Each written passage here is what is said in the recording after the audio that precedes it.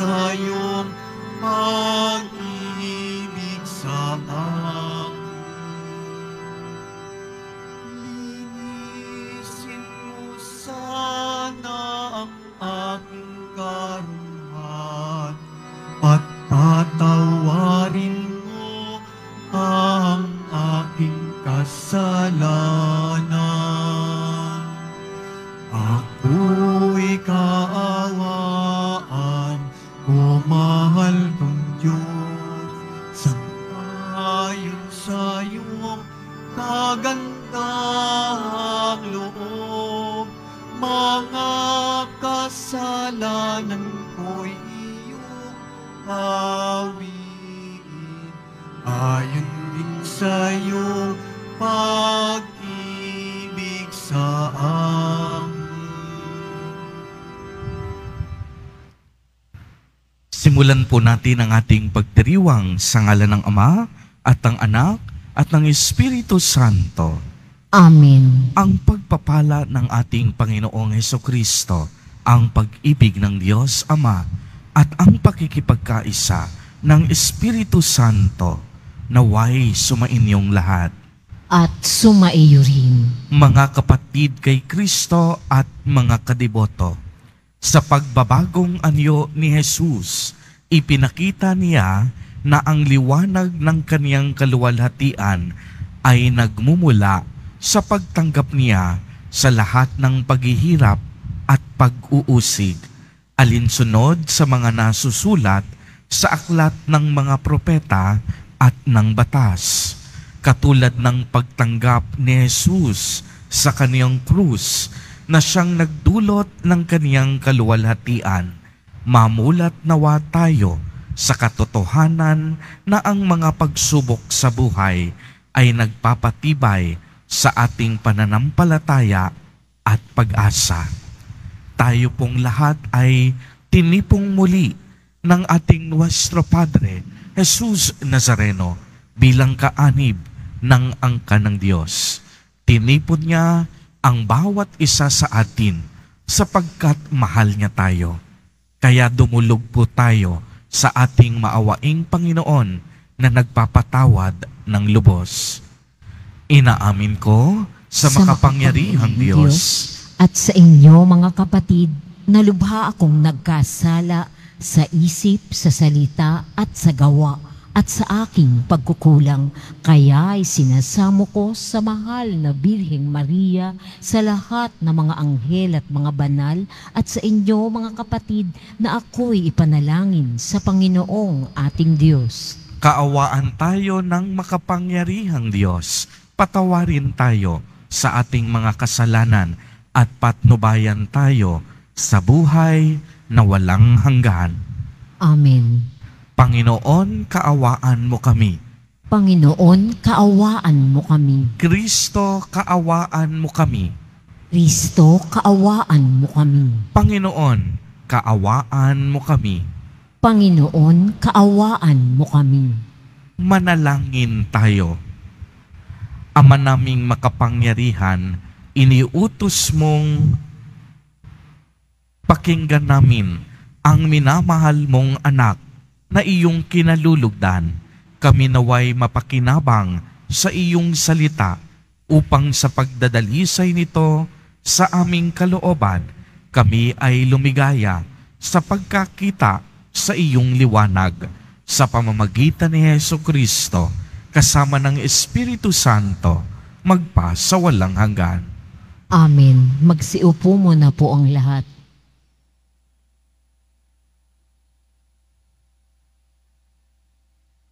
Pagbasa mula sa aklat ng Henesis.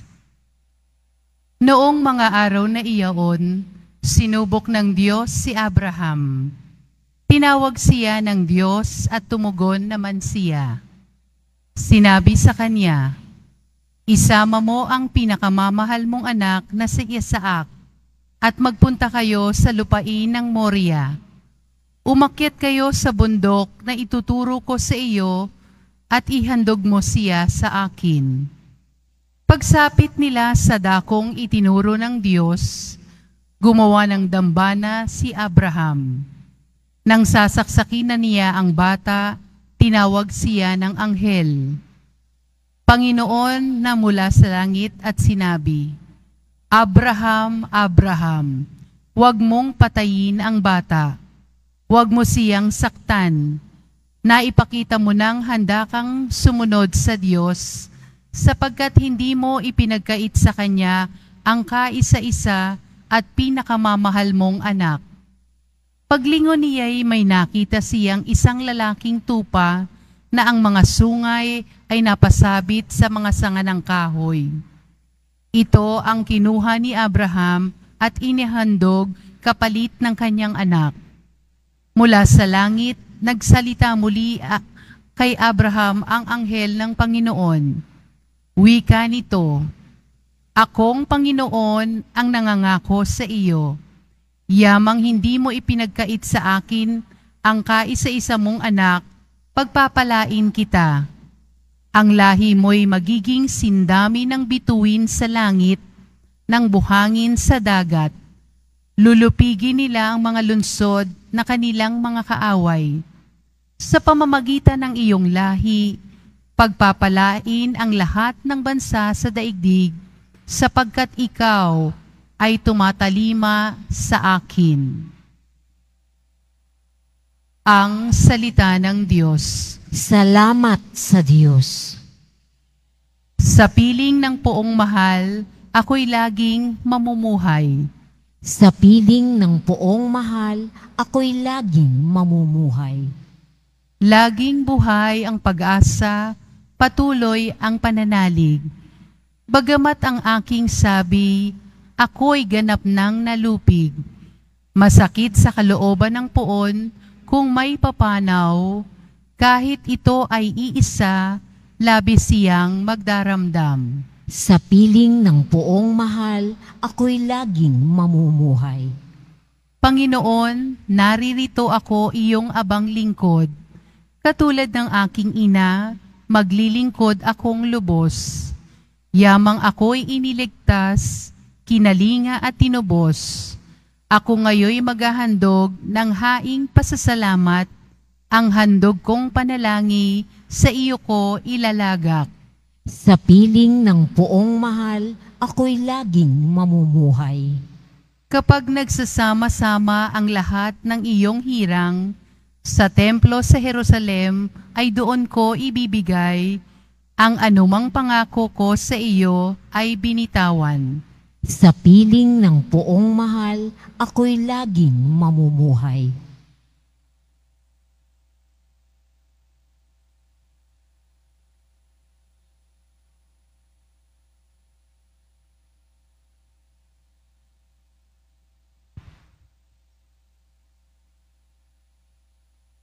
Pagbasa mula sa sulat ni Apostol San Pablo sa mga taga-Roma. Mga kapatid, kung ang Diyos ay panig sa atin, sino ang laban sa atin?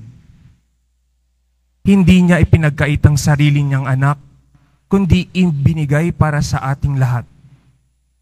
Kung naipagkaloob niya sa atin ang kanyang anak, hindi ba niya ipagkakaloob sa atin ang lahat ng bagay kasama ng kanyang anak?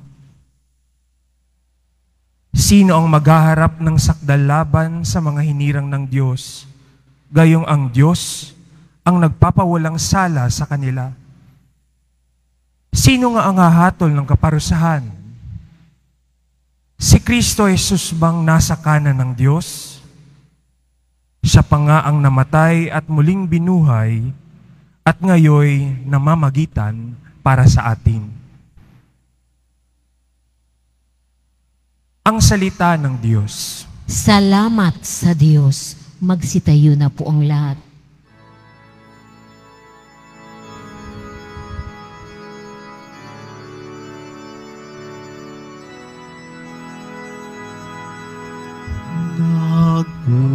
Nagpupuri kami sa'yo, Panginoong Yesu Kristo. Nagpupuri kami sa'yo,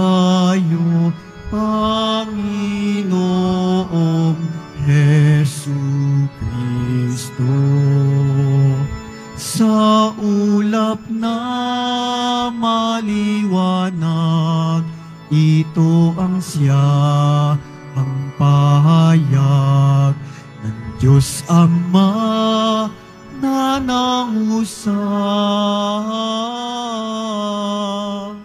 Ito ang mahal kong anak, lugod kong dinggin ng lahat. Nagpupuri kami sa'yo, Panginoong Hesu Kristo. Sumainyo ang Panginoon. At sumaiyo rin. Ang mabuting balita ng Panginoon ayon kay San Marcos. Papuri sa iyo, Panginoon. Noong panahong iyon, umakyat si Jesus sa isang mataas na bundok. Wala siyang isinama, kundi sina Pedro, Santiago at Juan. Samantalang sila'y naroon, nakita nilang nagbagong anyo.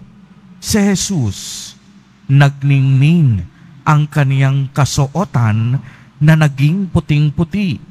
Ano pat walang sinumang makakapagpaputi ng gayon.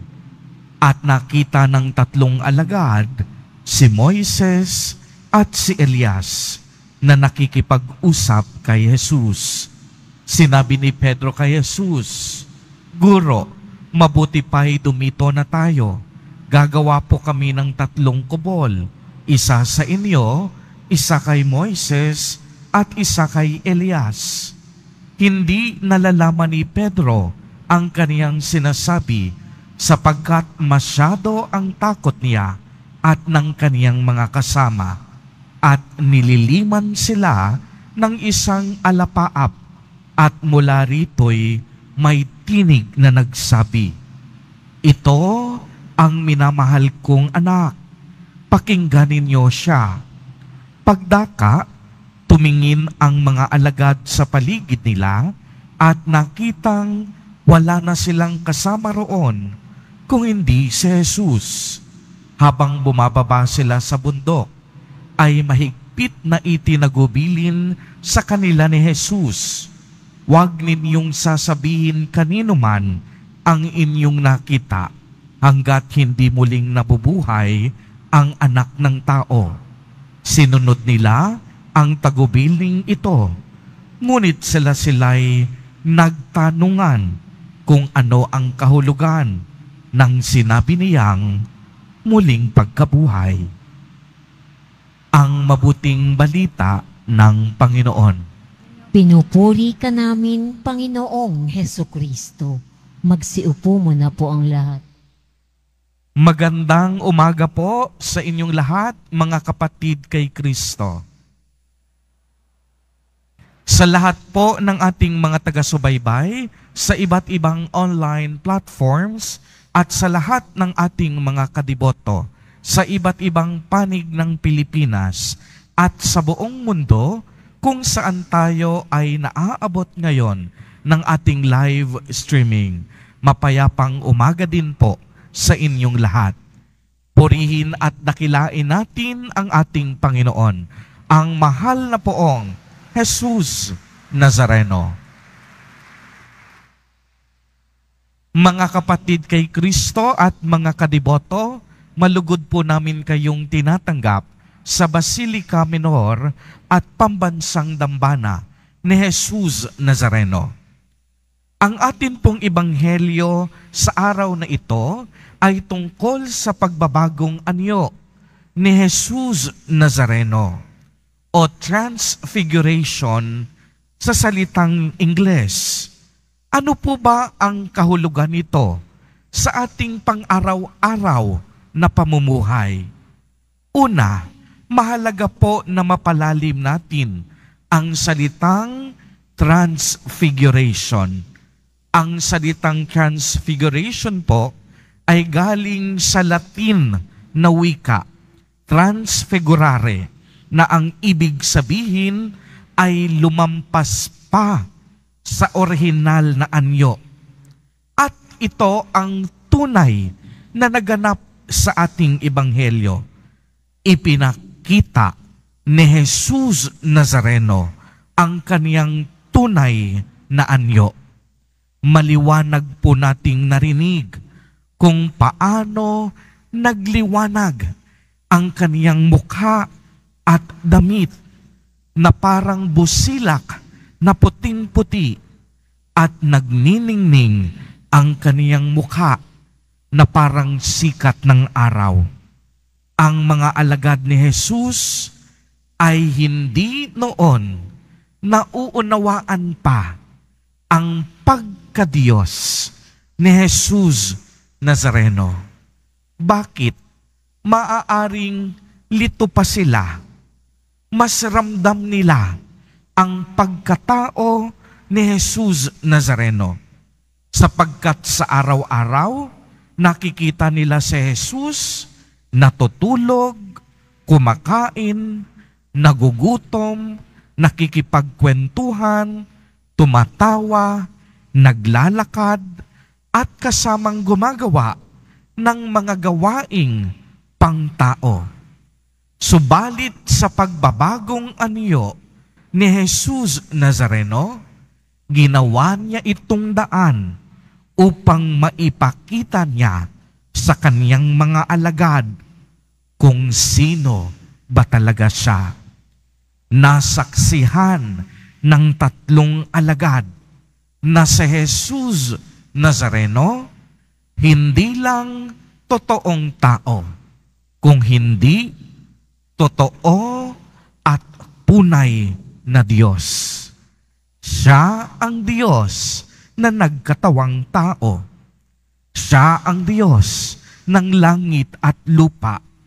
Siya ay banal. Siya ay Panginoon.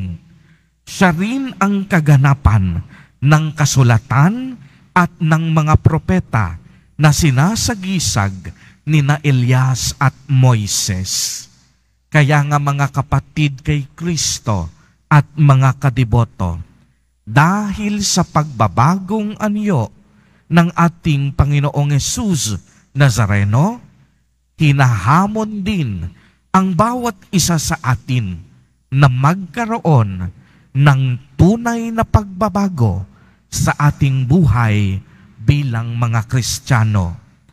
Ang panahon po ng Kwaresma ay panahon ng pagsisisi at pagbabalik loob.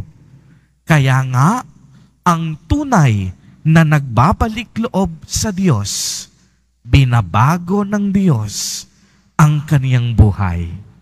Uulitin ko po, ang tunay na nagbabalik loob sa Diyos, binabago ng Diyos ang kaniyang buhay. Ibig sabihin, kung nais mong baguhin ka ng Diyos, magbalik loob ka muna upang makamit ang pagbabagong ito.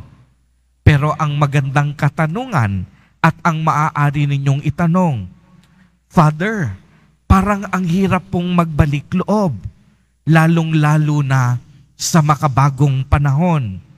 Paano po ba namin masisimulan at ano po ang pwede naming gawin?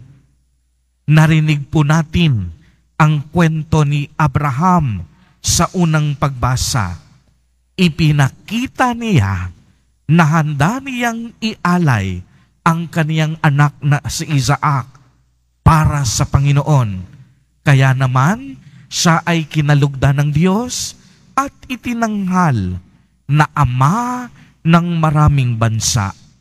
Ibig sabihin nito, si Abraham marunong makinig at sumunod sa ipinag-uutos ng Diyos. Kaya ang unang hakbang sa pagbabalik loob ay pakikinig sa salita ng Diyos at pagsunod sa kaniyang kalooban. Igalang natin ang lahat ng utos ng Diyos. Iwasan natin ang paggawa ng masama at ituon natin ang ating mga sarili sa paggawa ng mabuti. Ikalawa, manalig tayo at kumapit sa Diyos. Sinabi ni Apostol San Pablo sa ikalawang pagbasa, kung ang Diyos ay panig sa atin, sino ang laban sa atin? Hindi niya ipinagkait ang sarili niyang anak kung hindi ibinigay para sa ating lahat. Kung naipagkaloob niya sa atin ang kaniyang anak, hindi ba niya ipagkakaloob sa atin ang lahat ng bagay? Ibig sabihin nito, ipinagkaloob na ng Diyos ang lahat sa atin, kabilang ang kaniyang bugtong na anak, ang ating Panginoong Hesukristo.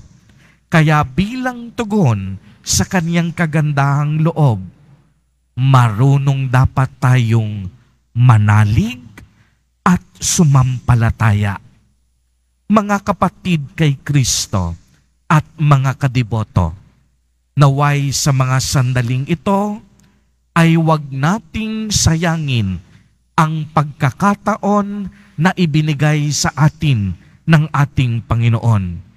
Huwag nating sayangin ang biyaya ng pagbabago. Basta't magbalik loob lamang tayo sa ating Diyos. Hahanguin tayo ng ating Panginoon mula sa kadiliman patungo sa kaliwanagan, mula sa karumihan patungo sa kalinisan, mula sa kasikaman patungo sa pagdamay, mula sa puot patungo sa kapatawaran, mula sa kalungkutan patungo sa tunay na kaligayahan. Lagi po nating tatandaan, binabago ng Diyos ang puso at pagkatao ng isang taong buong pusong nagbabalik loob. At sa isang nagbabalik loob, dapat marunong siyang makinig sa salita ng Diyos, sumusunod sa kalooban ng Diyos, naniniwala at kumakapit sa kanyang dakilang awa at pagmamahal. Amen. Purihin at dakilain natin ang ating Panginoon, ang mahal na poong Jesus Nazareno. Tumayo po ang lahat at ating ipahayag ang ating pananampalataya. Sumasampalataya ako sa Diyos amang makapangyarihan sa lahat, na may gawa ng langit at lupa.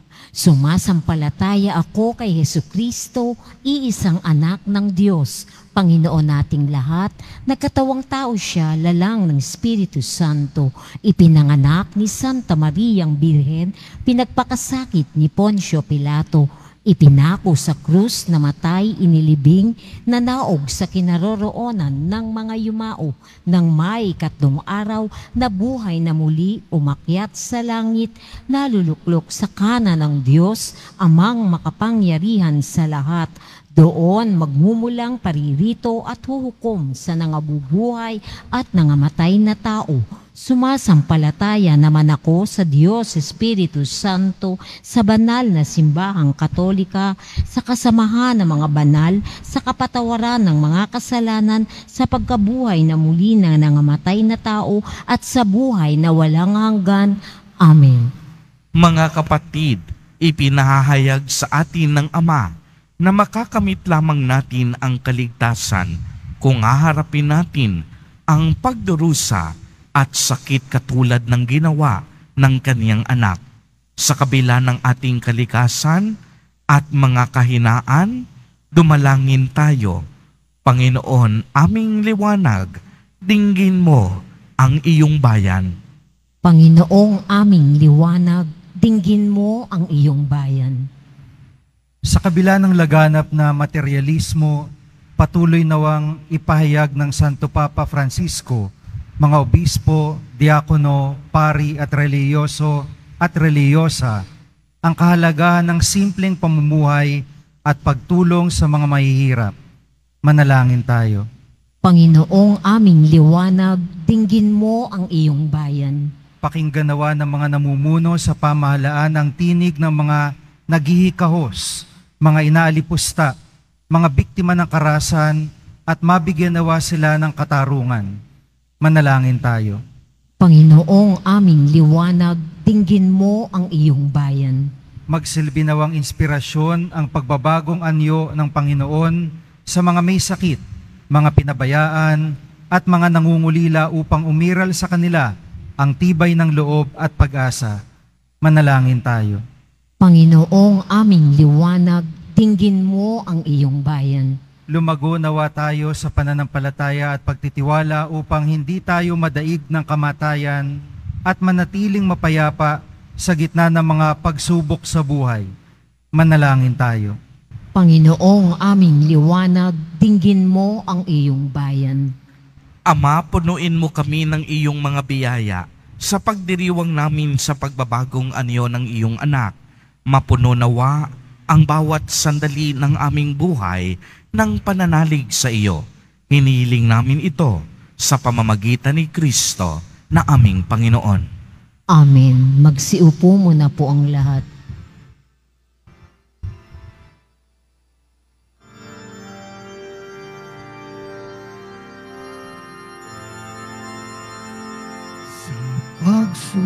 Pagsunod sa utos mo,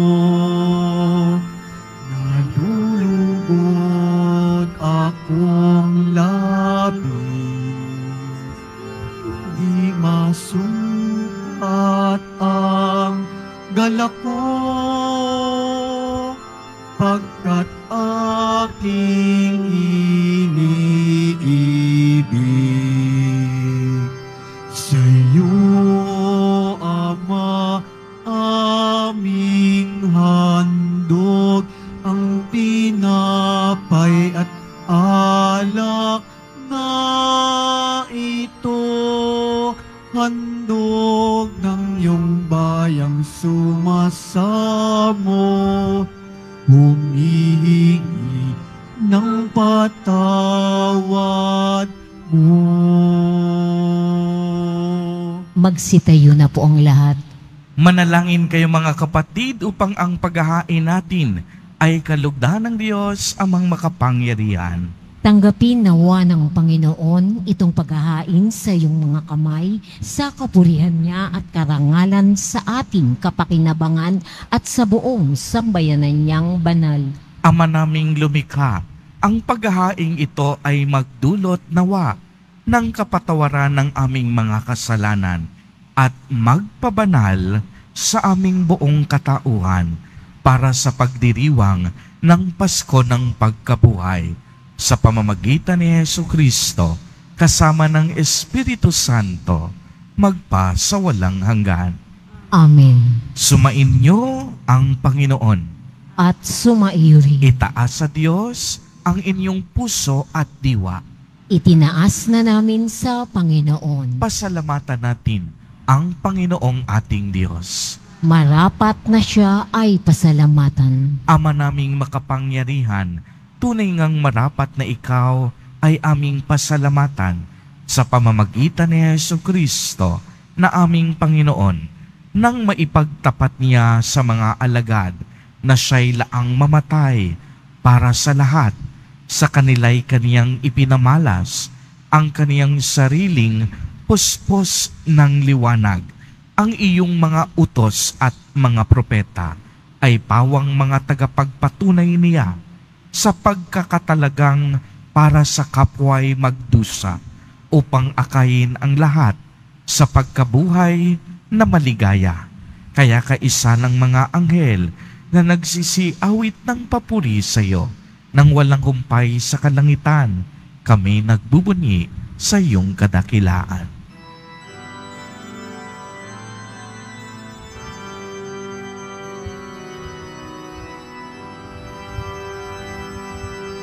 Santo, Santo, Santong Panginoon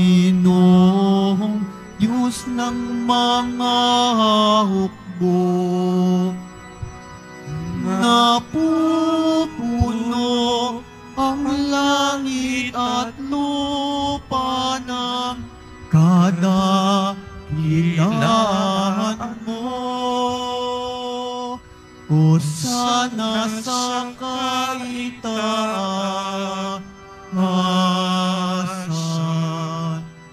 pinagpala ang naparito sa ngalan ng Panginoon. Hosana sa kaitaasan.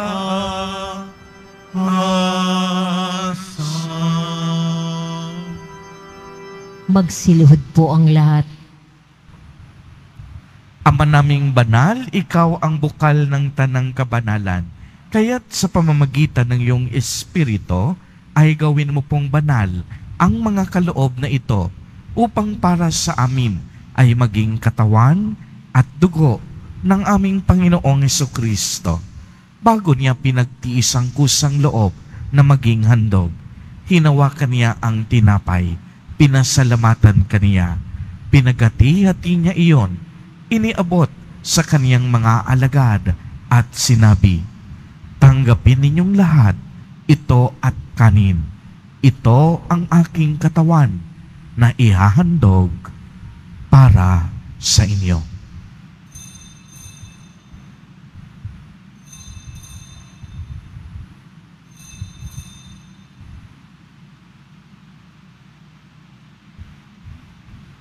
Gayon din naman noong matapos ang hapunan, hinawakan niya ang kalis, muli kanyang pinasalamatan. Iniabot niya ang kalis sa kaniyang mga alagad at sinabi, "Tanggapin ninyong lahat ito at inumin. Ito ang kalis ng aking dugo, ng bago at walang hanggang tipan, ang aking dugo na ibubuhos para sa inyo at para sa lahat sa ikapagpapatawad ng mga kasalanan. Gawin ninyo ito sa pag-alaala sa akin."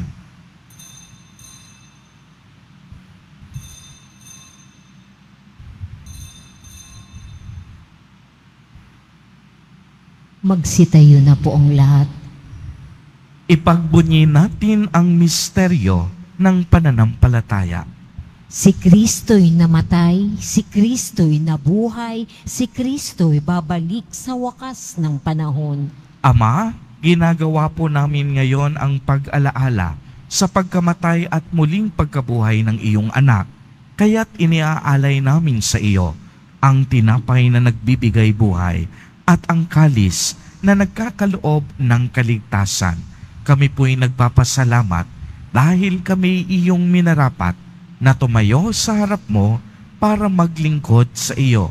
Isinasamo namin na kaming magsasalo-salo sa katawan at dugo ni Kristo ay mabuklod sa pagkakaisa sa pamamagitan ng Espiritu Santo. Ama, lingapin mo po ang iyong simbahang laganap sa buong daigdig. Puspusin mo kami sa pag-ibig, kaisa ni Francisco na aming Santo Papa, at ni Jose na aming obispo at ng tanang kaparian. Alalahanin mo rin ang mga kapatid naming nahimlay nang may pag-asang sila'y muling mabubuhay. Gayon din ang lahat ng mga pumanaw. Kaawaan mo po sila at patuloyin sa iyong kaliwanagan. Kaawaan mo at pagindapatin kaming lahat na makasalo sa iyong buhay na walang wakas. Kaisa ng mahal na Birheng Maria na ina ng Diyos, ng kabiyak ng puso niyang si San Jose, kaisa ng mga apostol ni San Juan Bautista, San Lorenzo Ruiz de Manila, at San Pedro Calungsod, at ng lahat ng mga banal na namuhay dito sa daigdig ng kalugod-lugod sa iyo. Maipagdiwang nawa namin ang pagpupuri sa ikararangal mo sa pamamagitan ng iyong anak na aming Panginoong Hesukristo. Sa pamamagitan ni Kristo, kasama niya at sa Kaniya, ang lahat ng parangal at papuri ay sa iyo, Diyos amang makapangyarihan, kasama ng Espiritu Santo, magpa sa walang hanggan.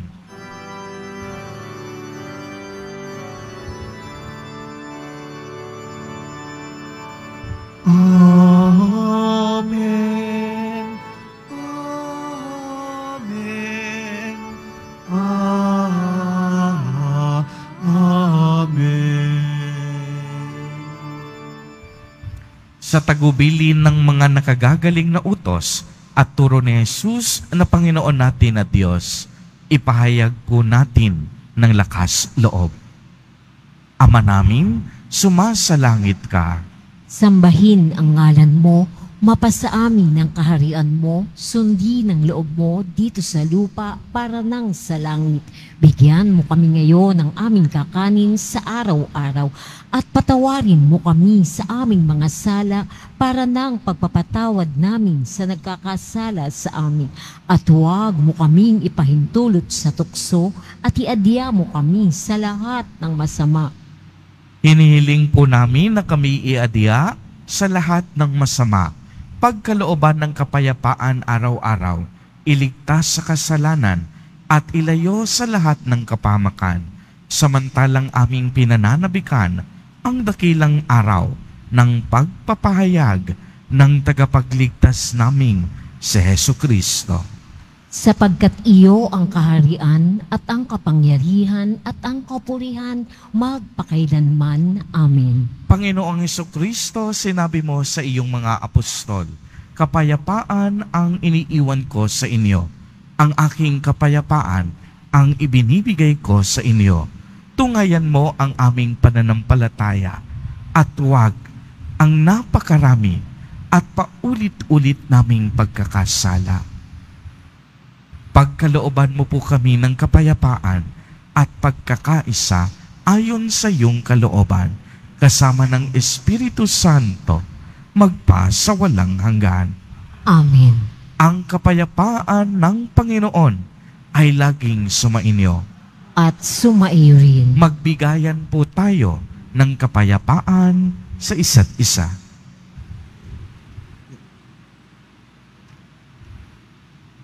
Kordero ng Diyos na nag-aalis ng mga kasalanan ng sanlibutan, maawa ka sa amin. Kordero ng Diyos na nag-aalis ng mga kasalanan ng sanlibutan, maawa ka sa amin. Kordero ng Diyos na nag-aalis ng mga kasalanan ng sanlibutan, ipagkaloob mo sa amin ang kapayapaan. Magsiluhod po ang lahat.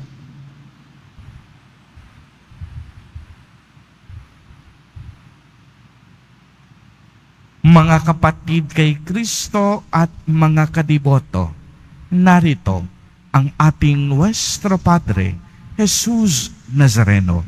Lumapit po tayo sa Kanya at magbalik loob. Siya ang Kordero ng Diyos. Siya ang nag-aalis ng mga kasalanan ng sanlibutan. Mapapalad po tayo na inaanyayahan sa Kaniyang piging.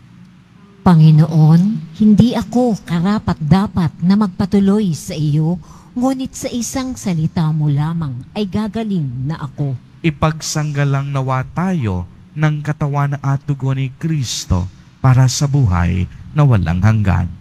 Amen.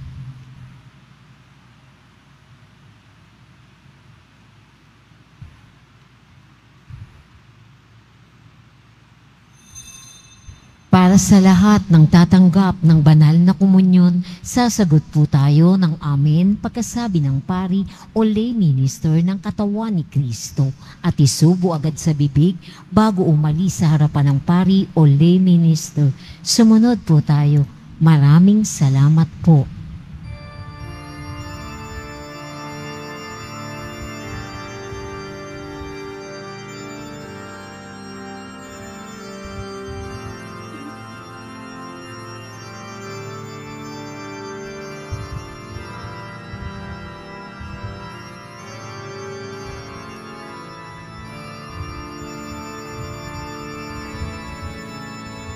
Dakit ang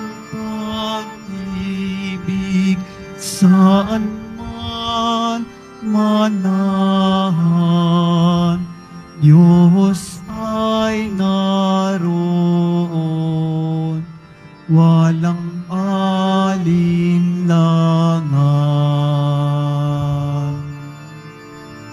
Pinipon tayo sa pagmamahal ng ating Poong si Jesus. Tayo'y lumigaya sa pagkakaisa sa hari-haring nakapako sa krus. Dakilang pag-ibig saan man manahan, Diyos ay naroon, walang alinlangan.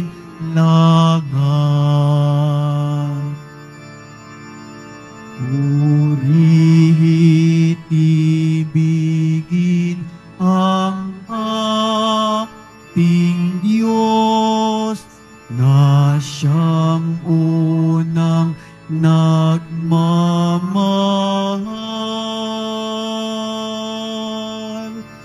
Kaya't buong pag-ibig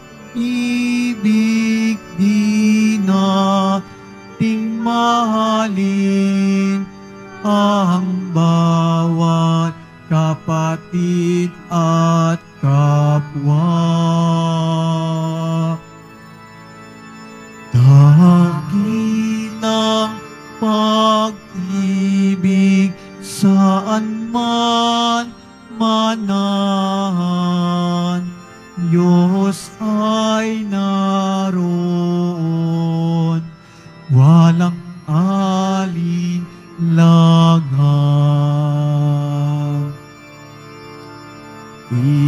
Iwasan lahat ang pagkapuot, pag-aalin langat yamot. Sundin ang landasin ni Jesucristo at ito'y halimbawa ng Diyos. Dakilang pag-ibig saan man manahan, Diyos ay naroon, walang alinlangan.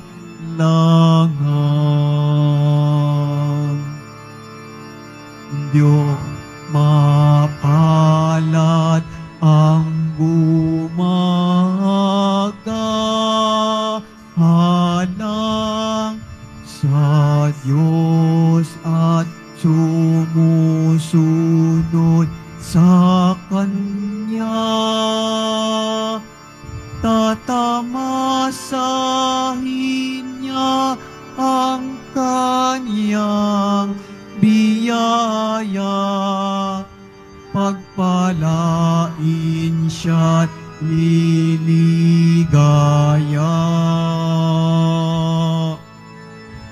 Dakilang pag-ibig saan man manahan, Diyos ay naroon,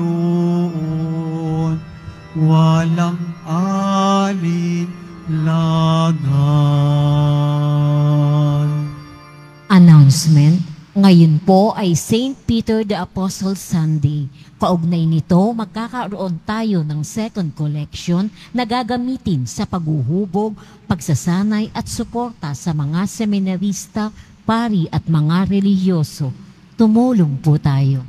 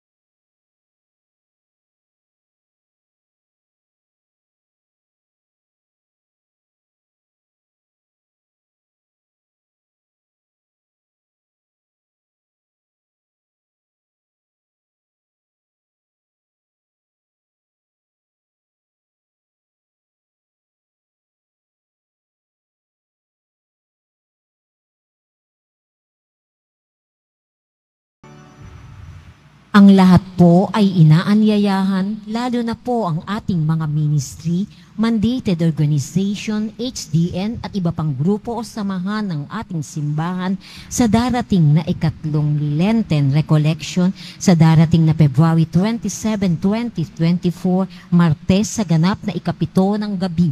Dito po sa ating simbahan, ang ating pong tagapagsalita sa araw na ito ay si Reverend Father Dave Concepcion, Mission Station Priest, Santo Niño de Paz Chapel, Greenbelt, Makati City, na may temang Poong Jesus Nazareno sa mukha ng kapwa, Series 3, Nangungulila. Ang Nazarene Catholic School ang paaralan po ng Basilica Menor ng Pambansang Dambana ni Jesus Nazareno ay tumatanggap ng mag-aaral mula sa preschool hanggang senior high school para sa school year 2024-2025 sa mga mag-aaral na papasok para sa grade 1 at grade 7. Ang paaralan po ito ay magbibigay ng libreng mga libro sa darating na pasukan para sa taong 2024-2025. Mayroon din pong academic discount sa mga mag-aaral na kabilang sa top 10 na papasok na grade 1 at grade 7. Mayroon din pong matatanggap na 13,000 ESC subsidy sa mga grade 7 na patuloy na matatanggap hanggang sila ay makarating sa grade 10. Bukod po dito, ang lahat po ng mag-aaral na papasok bilang grade 11 mula public school ay maaari pong mag-enroll ng libre at walang babayaran hanggang siya ay matapos ng senior high school. Para sa karagdagang impormasyon, maaari kayo mag-message sa The Nazarene Catholic School Facebook page. Para sa iba pang tulong pang edukasyon, pinansyal, diskwento at mga scholarship, maaari ninyong tawagan ang mga sumusunod na numero: 8733-9929, 824-5609-0966-211-2152. Inihahandog po ng Simbahan ng Quiapo ang Nazareno Medallion. Ito po ay nagkakahalaga ng 20 pesos. Mabibili rin po ang ating opisyal na imahen ng Jesus Nazareno. Ang large size ay nagkakahalaga ng 2,500 pesos. Ang medium size ay 1,000 pesos. Ang small size ay 600 pesos. Ang mga ito ay mabibili lamang sa ating Parish Finance Office. Ang malilikom na pondo ay gagamitin sa pagsasaayos ng Adoration Chapel at Baptistry. Pagkatapos ng misa, wiwisikan po ang lahat ng banal na tubig. Pinakikiusapan ng lahat na manatili lamang muna sa inyong mga lugar. Tanging sa Quezon Boulevard o Plaza San Juan lamang ang labasan ng lahat. Sumunod po tayo. Maraming salamat po sa inyong pagdalo at pagsisimba sa Basilica Menor at Pambansang Dambana ni Jesus Nazareno. Magsitayo na po ang lahat. Manalangin tayo. Ama naming mapagmahal, kaming pinapakinabang mo sa dakilang pagliliwanag sa bagong anyo ng iyong anak ay tumatanaw ng utang na loob sa iyo, sapagkat kahit ngayon pa man sa lupang ibabaw, pinapagsalo mo na kami sa kariktan ng kalangitan sa pamamagitan ni Jesucristo kasama ng Espiritu Santo magpa sa walang hanggan. Amen. Sumainyo ang Panginoon. At sumaiyo rin. Pagbabasbas. Mahal na Poong Jesus Nazareno, inihayag mo sa pamamagitan ng krus ang walang maliw na pag-ibig ng Diyos sa sangkatauhan. Pakinggan mo ang kahilingan ng iyong angkan na nagsusumamo sa iyo. Makamtanawa nila ang iyong katugunan at tanggapin ang kasagutan na may utang na loob na tinatanaw. Basbasan din po ninyo ang mga daladala nilang mga imahen at dasalan. Sa pamamagitan ng bendisyon na ito, naway maalala nila ang mga pangako nila noon sa binyag na ikaw ang kanilang iibigin at paglilingkuran bilang Panginoon magpa sa walang hanggan. Amen. At pagpalain po kayong lahat at ng inyong buong pamilya ng makapangyarihang Diyos, Ama Anak, at Espiritu Santo. Amen. Humayo kayong taglay ang pag-ibig at kapayapaan ng Poong Jesus Nazareno. Salamat sa Diyos.